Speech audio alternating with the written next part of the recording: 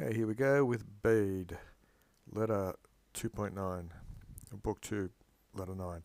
Quo tempore. In that time, even, or circa around that time, the gens Northumbrian, these are a type of people, hoc est ea nation. Okay, so we've got some mixing of genders. So hoc est is neuter, ea nation is female, and galorum's the English.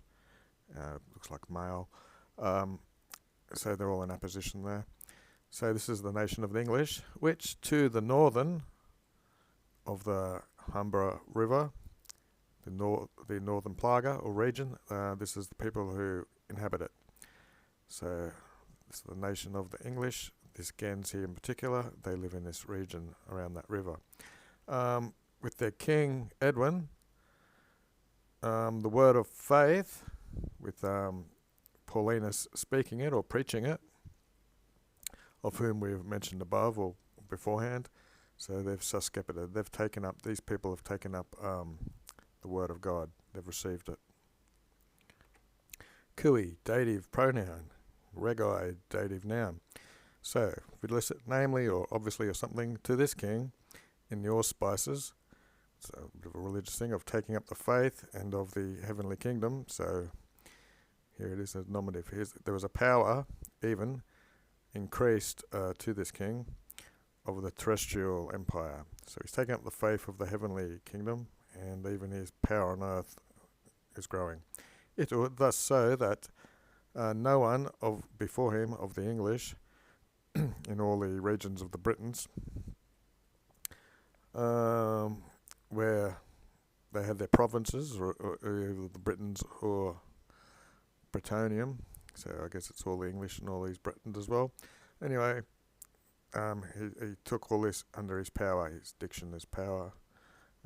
Sometimes you see that, and other times spelled with a T instead of a C.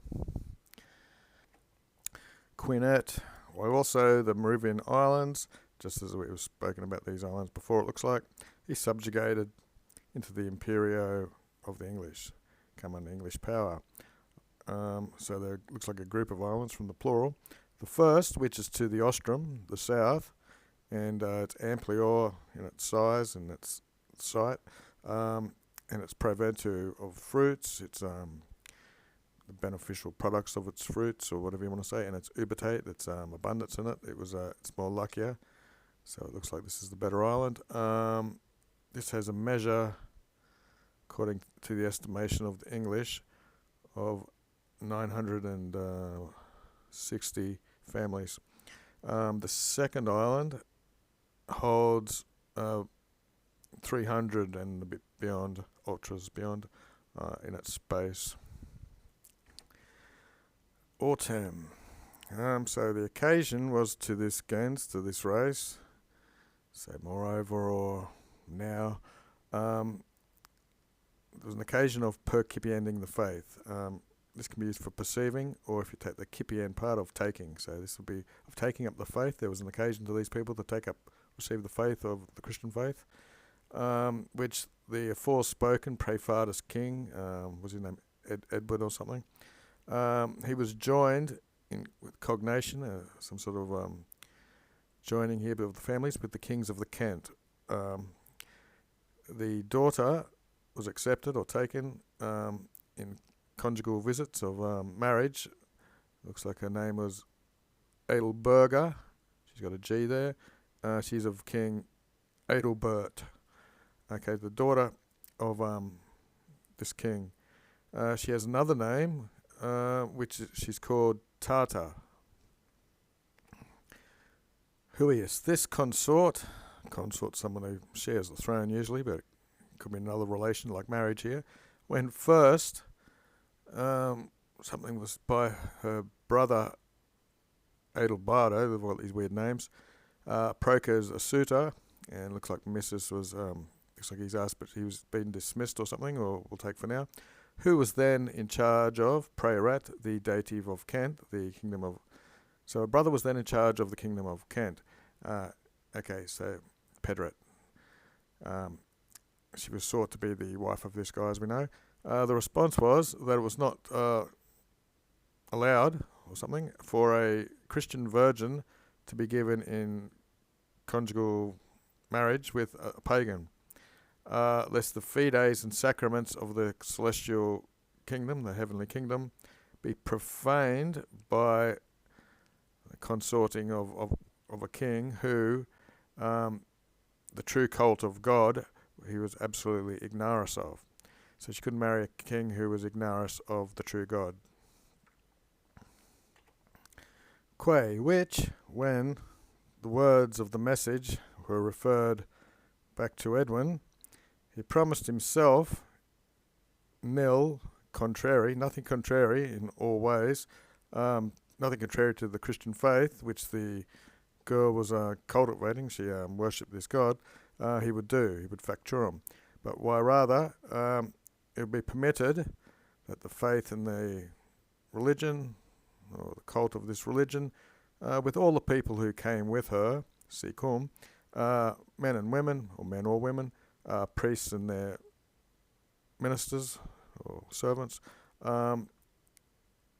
she could serve in the more Christian, in the Christian way.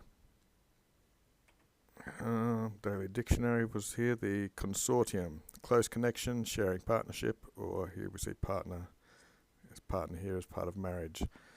Okay. Neither did he abnegate himself, neither did he deny himself even that he would subject himself to this religion. If, but yet or nevertheless first, there was an examination of beehives, an examination by the prudent people, if it was able to be found if this religion was more holy and worthy to God. And so, the Virgin promised, and she was sent to Edwin, and according to the accusative, what had been disposed or set out, what had been arranged, and a Scippicus, a bishop, a vir, a man loved by God, who was ordained or chosen, was Paulinus. He was the bishop, who he would venerate with her. He would come with her. And her companions, lest they were able by a society of pagans to be polluted, they would be strengthened. This bishop would strengthen them daily and with exhortation or encouragement and celebration of the celestial sacraments.